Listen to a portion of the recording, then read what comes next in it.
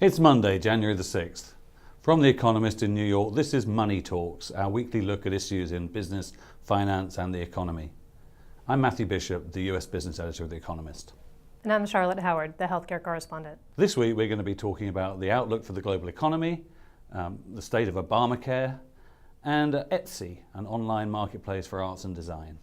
So Matthew, 2013 was a record year for the markets. What can we expect for the year ahead? Well, yeah, the market certainly in America finished very strongly, which does point to extremely strong economic growth. We, in this week's issue, have anticipated 4% growth across the globe, which is going to be the highest growth rate for many years, and America will be leading the way. And so there are going to be new people in charge this year, most notably Janet Yellen replacing Ben Bernanke at the Fed. What are the tasks in front of her? You know, Ben Bernanke has certainly chosen the right time to leave because he's had several years of being able to do pretty much the same thing meeting after meeting of just keeping interest rates low and doing more quantitative easing. And Janet Yellen, who's going to replace him as the Federal Reserve Chairman, really has the task of shifting to the different policy regime that will be necessary now that the economy is starting to strengthen again. And in particular, she's going to have to worry about when to raise interest rates and how quickly to unwind quantitative easing. So he has handed her something of a poison chalice, I think. And so from outside of America, what is the vantage point in Europe when they look at what Janet Yellen might do, and how are leaders in Europe thinking about their own economic growth?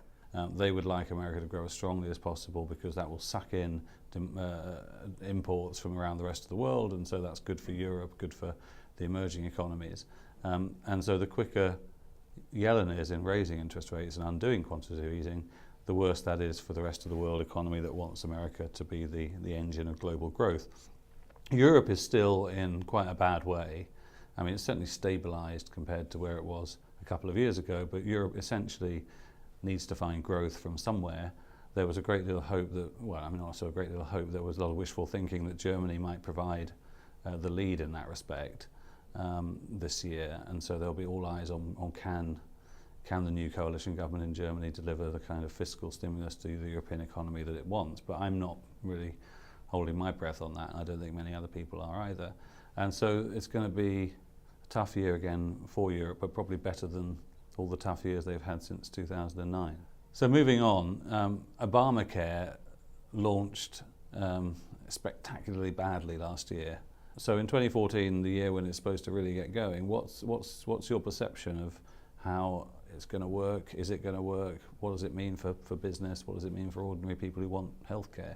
So 2014, as you said, is really the big year for Obamacare. The law was passed in 2010, but this is the year when the main provisions for insurance take effect, whether it's the expansion of Medicaid, which is the health program for America's poor, or the requirement that individuals buy insurance, the so-called individual mandate, and the opening of the health insurance exchanges where individuals can shop for different policies. All those things take effect now. So the policies that people signed up for on the website or tried to sign up for on the website, those insurance policies start to kick in January of 2014. And as you said, it was really a horrible launch of the website. I think even people who predicted that there would be problems did not foresee the complete disaster of the healthcare.gov website. And there have been improvements. The administration has been working really hard to fix the website's problems. There has been a surge in Medicaid enrollment. So even though some people have had trouble signing up for individual insurance, the numbers for Medicaid are relatively better. Although that wasn't really the focus of Obamacare, was it? It was certainly one focus of Obamacare. If you think about how to extend insurance to the more than 30 million people who don't have it, Medicaid was one big tool for doing that, and the other was through these subsidies for insurance that would be offered on the exchanges. But I think the next few months will really tell us both how many people are signing up for insurance and crucially who's signing up for insurance, because Obamacare depends on having young people sign up to subsidize the costs of insuring the old and the sick. And so far your hunch would be that the young people aren't signing up? That's been the anecdotes that people have suggested. There's not really good data on it yet. The administration hasn't been putting out data on what type of people are signing up for insurance. But it's a really big risk that if young people don't sign up now, then insurers will raise rates next year, which will make young people even less likely to show up and buy insurance, which then leads to the dreaded death spiral of high insurance prices. And what is the likely response from the administration if it does turn out that young people aren't signing up? I mean, are they going to go after them and try and force them to sign up? Well, there are marketing campaigns that both insurers are pursuing depending on the state, and the administration has been doing its best to try to encourage young people to sign up. One of the things that I think is really interesting from the insurer's point of view is that there's been so much attention on the exchanges in the past few months, with good reason, because it's been quite a disaster logistically, and it has big implications for the overall success of the law. But from insurers' point of view, the enrollment on the exchanges is kind of a sideshow. So many of America's biggest insurers, including United Health, did not play a big role in the exchanges. They decided to offer insurance in only some states. And for them, much bigger opportunity is going after patients that are enrolled in public health programs, Medicaid, the program for the poor, and Medicare, which is the health program for the elderly. And then there was a lot of speculation that companies that offered group insurance plans would be cutting those plans and just letting their staff go onto the Obamacare exchanges. Has there been much evidence of that? There's been some evidence of it, and there's been both one-off examples of different companies that are trying to move more workers to part-time labor. The law has a requirement that you offer insurance if workers are employed for more than a certain number of hours a week. So to avoid that requirement, employers are trying to cut workers' hours.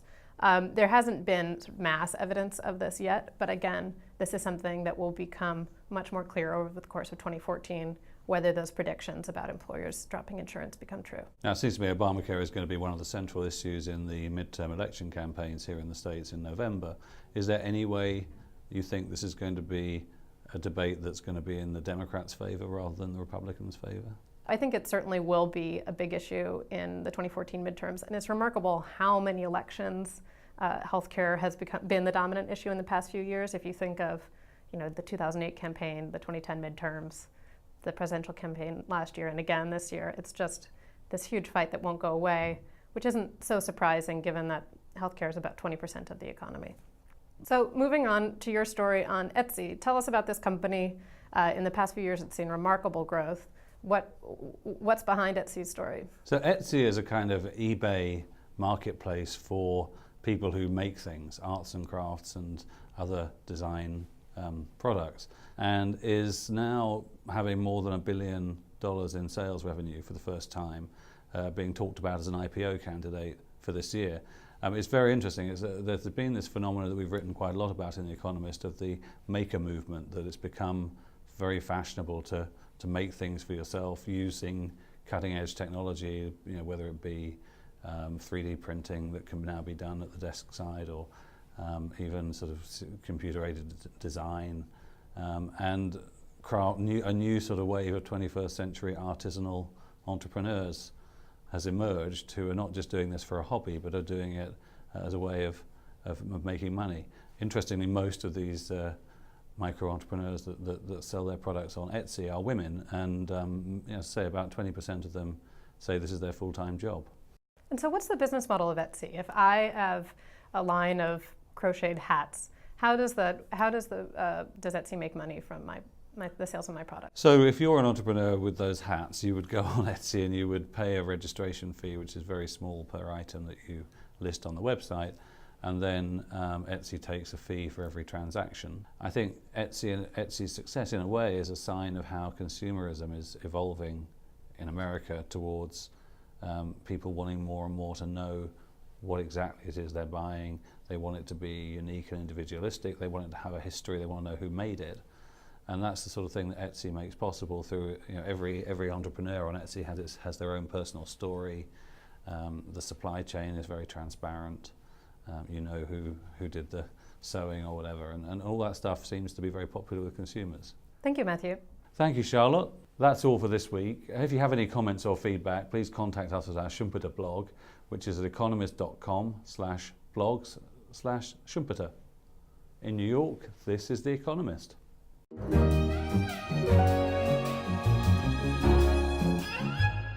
The Economist.